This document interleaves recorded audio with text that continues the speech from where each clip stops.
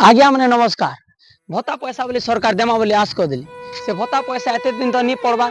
बुढ़ी मैंने खेतर काम करी मरी जुझन।